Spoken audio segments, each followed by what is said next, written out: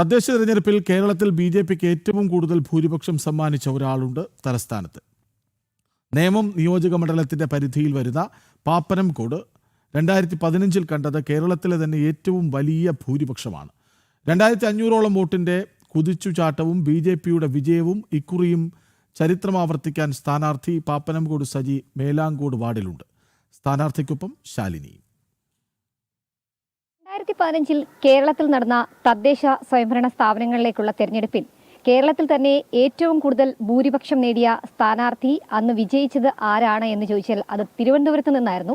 തിരുവനന്തപുരത്തെ പാപ്പനംകോട് സജിയായിരുന്നു. 2500ഓളം വോട്ട് ഭൂരിപക്ഷം നേടി കേരളത്തിൽ തന്നെ ബി.ജെ.പിയുടെ ചരിത്രം തിരുത്തിക്കുറിച്ചു. ഇന്ന് അദ്ദേഹം വീണ്ടും മത്സരരംഗത്തേക്ക് എത്തുകയാണ്. ഇക്കുറി മത്സരിക്കുന്നത് മേലാങ്കോട് വാർഡിൽ നിന്നാണ്. CPM-ന്റെ കുത്തക മണ്ഡലത്തിൽ നിന്നും 2015 ആ സീറ്റ് പിടിച്ചു. അതിനുശേഷം 5 വർഷം സക്സസ്ഫുള്ളായി ആ നാടിനു വേണ്ടി പ്രവർത്തിച്ചു.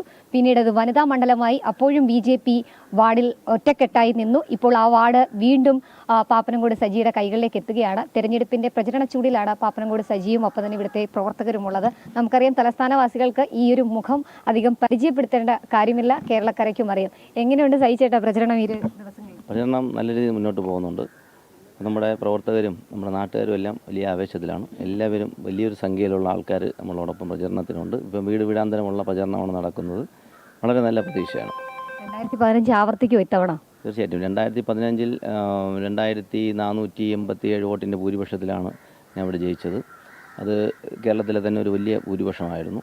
ഇപ്പോൾ അത്രയധികം വോട്ടില്ല ഇത്തവണ ഈ വാർഡിനെ രണ്ടായിട്ട് വിഭജിച്ചിരിക്കുകയാണ്. അപ്പോൾ അന്നൊരു 9500 വോട്ട് ഉണ്ടായിരുന്നു. പക്ഷേ ഇന്നൊരു 6000 വോട്ടേ ഉള്ളൂ ഇതിനകത്ത്. അപ്പോൾ അതുകൊണ്ട് എന്തെങ്കിലും വൻപിച്ച ഭൂരിപക്ഷം അതിനകത്തുനിന്ന് നമ്മൾ പ്രതീക്ഷിക്കാം. ഇവരിനൊപ്പം പാപ്പനംകോടാണ്, പക്ഷെ മത്സരിക്കുന്നത് മേലാങ്കോടാണ്. സിറ്റിംഗ് മണ്ഡലമാണ്, സീറ്റാണ്. അപ്പം എങ്ങനെയൊക്കെയായിരിക്കും ഇനിയൊരു മാറ്റം പാപ്പനംകോട് സജി മേലാങ്കോട് കൊണ്ടുവരാം? അല്ല, മേലാങ്കോട് വാർഡ് തന്നെയാണ് ഞാൻ നേരത്തെ മത്സരിച്ചത്. പക്ഷേ പാപ്പനംകോട് ജംഗ്ഷൻ വരുന്ന എൻ്റെ വീടിരിക്കുന്ന പാപ്പനംകോട് പ്രദേശമല്ല, മേലാങ്കോട് വാർഡിലാണ്. പക്ഷേ പാപ്പനംകോട് എന്ന് പറഞ്ഞാൽ വേറൊരു വാർഡുണ്ട്. അപ്പോൾ അതുകൊണ്ടാണ് അങ്ങനെ വരുന്നത്. തീർച്ചയായിട്ടും ഈ പ്രദേശത്ത് നമുക്ക് 6 വാർഡുകളുണ്ട്. അപ്പോൾ കഴിഞ്ഞ പ്രാവശ്യം 5 വാർഡായിരുന്നു, ഇപ്പോൾ ഒരു വാർഡ് വർദ്ധിച്ചു. കഴിഞ്ഞ പ്രാവശ്യം 5 വാർഡും ബി.ജെ.പി ആയിരുന്നു. ഇത്തവണ ഒരു വാർഡ് കൂടി, അതും ബി.ജെ.പിക്ക് ആയിരിക്കും കിട്ടാൻ പോകുന്നത്. ഈ പ്രദേശം മുഴുവൻ വളരെ വലിയ പ്രതീക്ഷയാണ് ബി.ജെ.പിയെ സംബന്ധിച്ചിടത്തോളം. നേമ നിയോജക മണ്ഡലത്തിലെ ബി.ജെ.പിയുടെ ഒരു വളരെ വലിയ ശക്തി കേന്ദ്രമാണ് ഈ പ്രദേശം. തീർച്ചയായിട്ടും നമ്മുടെ ജനങ്ങളെല്ലാവരും നമ്മളോടൊപ്പം നിൽക്കുന്നുണ്ട്. നേമത്തെ സംബന്ധിച്ച് നോക്കുകയാണെങ്കിൽ കേരളത്തിൽ ആദ്യമായിട്ട് താമര വിരിഞ്ഞ ഒരു മണ്ഡലം കൂടിയാണ്. അപ്പോൾ സ്വാഭാവികമായും അത്രയധികം പ്രതീക്ഷയോട് കൂടിയാണ് കാണുന്നത്. A ക്ലാസ് മണ്ഡലം കൂടിയാണ്. അപ്പോൾ എന്തൊക്കെയായിരിക്കും ഇനി മാറാത്തത് മാറുമെന്നുള്ളതാണ് ബി.ജെ.പി സംസ്ഥാന അധ്യക്ഷൻ പറയുന്നത്. നഗരസഭയിലേക്കൊരു മേയർ ബി.ജെ.പിയുടേത് ഉണ്ടാകുമെന്നുള്ളൊരു പ്രതീക്ഷയാണല്ലേ ബി.ജെ.പി നേതൃത്വത്തിനും ഒപ്പം തന്നെ സ്ഥാനാർത്ഥികൾക്കൊക്കെ ഉള്ളത്? തീർച്ചയായിട്ടും തിരുവനന്തപുരത്ത് അടുത്ത് വരാൻ പോകുന്നത് ഭാരതീയ ജനതാ പാർട്ടിയുടെ മേയർ ആയിരിക്കും. അതിനകത്ത് കഴിഞ്ഞ 40 വർഷക്കാലം ഇടതുപക്ഷം തിരുവനന്തപുരം സിറ്റി ഭരിച്ചതാണ്, കോർപ്പറേഷൻ ഭരിച്ചതാണ്. പക്ഷേ വികസന മുരടിപ്പാണ് തിരുവനന്തപുരം കോർപ്പറേഷനിലുള്ളത്. അപ്പോൾ മറ്റ് സംസ്ഥാനങ്ങളുടെ തലസ്ഥാനങ്ങളെടുത്ത് നോക്കിയാൽ നമുക്കറിയാം, അവിടെ എല്ലാം വൻപിച്ച വികസനങ്ങൾ നടക്കുമ്പോൾ തിരുവനന്തപുരം മാത്രം ഇന്നും പഴയ തിരുവനന്തപുരമായിട്ട് ഒരു വികസനവും ഇല്ലാതെ നിൽക്കുകയാണ്. അത് കേന്ദ്ര സർക്കാർ നൽകുന്ന കോടിക്കണക്കിന് രൂപ വികസനത്തിന് വേണ്ടി തിരുവനന്തപുരത്തിന് കൊടുക്കുന്നുണ്ട് കോർപ്പറേഷന്. പക്ഷെ അതൊക്കെ വകമാറ്റി ചെലവഴിക്കുന്ന ഒരു സാഹചര്യമാണുള്ളത്. ഇവിടെ ബി.ജെ.പിയുടെ ഒരു മേയറാണ് വന്ന നമുക്ക് വളരെ വലിയ വികസന പ്രവർത്തനം കേന്ദ്ര സർക്കാരിൻ്റെ സഹായത്തോടു കൂടിയൊക്കെ നമുക്ക് ചെയ്യാൻ സാധിക്കും. നേമ നിയോജകമണ്ഡലത്തെ സംബന്ധിച്ചിടത്തോളം നേരത്തെ പറഞ്ഞതുപോലെ ഈ കോർപ്പറേഷനിൽ ബി.ജെ.പി വിജയിക്കുമ്പോൾ അതിൽ ഏറ്റവും അധികം കൗൺസിലർമാരെ സംഭാവന ചെയ്യുന്ന മണ്ഡലം നേമമണ്ഡലമായിരിക്കും. ബി.ജെ.പിയുടെ വളരെ ശക്തിയുള്ള പ്രദേശമാണ് ഈ പ്രദേശം. ബി.ജെ.പിയെ സംബന്ധിച്ചിടത്തോളം ഒരുപാട് പ്രാദേശിക വിഷയങ്ങൾ ചർച്ച ചെയ്യപ്പെടുന്ന ഒരു തെരഞ്ഞെടുപ്പ് കൂടിയാണ്. അപ്പോൾ എന്തൊക്കെയായിരിക്കും, പ്രത്യേകിച്ച് മാലിന്യമുക്ത സംസ്ഥാനമായി സംസ്ഥാനത്തെ പ്രഖ്യാപിക്കുന്നു, തിരുവനന്തപുരം നഗരസഭയെ മേയർ പ്രഖ്യാപിച്ചിട്ടുണ്ട്.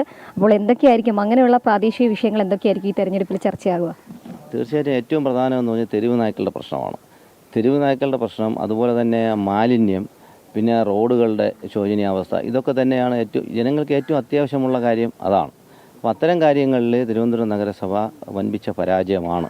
ഇവിടെ നടക്കുന്നത് ആകെക്കൂടി കേന്ദ്ര സർക്കാരിൻ്റെ പദ്ധതികൾ മാത്രമാണ് നടക്കുന്നത്. ഇപ്പോൾ ജൽജീവൻ മിഷൻ, ഇപ്പം ബി.ജെ.പിയുടെ കൗൺസിലർമാരുള്ള വാർഡുകളിൽ നമ്മൾ നോക്കിക്കഴിഞ്ഞാൽ സമ്പൂർണ്ണമായിട്ടും ജൽജീവൻ മിഷൻ്റെ പദ്ധതി നടപ്പിലാക്കി കഴിഞ്ഞു.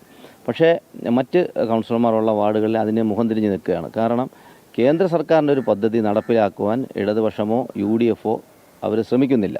ഇപ്പം BJPയുടെ കൗൺസിലർമാരുള്ള വാർഡുകൾ നമ്മൾ പരിശോധിച്ചാൽ അറിയാം. ഇവിടെ മേലാങ്കോട് വാർഡായിരുന്നാലും പാപ്പനംകോട്, പുന്നമംഗലം എല്ലാ വാർഡുകളിലും സമ്പൂർണ്ണമായിട്ട് കുടിവെള്ളം ജൽജീവൻ മിഷൻ പദ്ധതി പ്രകാരം സമ്പൂർണ്ണമായിട്ടും കുടിവെള്ളം എത്തി. അതുപോലെ തന്നെ പ്രധാനമന്ത്രി ആവാസ് യോജന പദ്ധതി. ഇപ്പം മുമ്പ് ഞാനിവിടെ ഉണ്ടായിരുന്ന സമയത്ത് 217 ആൾക്കാർക്ക് പ്രധാനമന്ത്രി ആവാസ് യോജന പ്രകാരം വീട് കൊടുത്തു. പക്ഷേ പിന്നീട് തിരുവനന്തപുരം കോർപ്പറേഷൻ തന്നെ ആ പദ്ധതി അത് കേന്ദ്ര സർക്കാർ പദ്ധതി ആയതുകൊണ്ട് അതിനെ മരവിപ്പിച്ച് വെച്ചേക്കുന്നത് കൊടുക്കുന്നില്ല കൃത്യമായിട്ട്.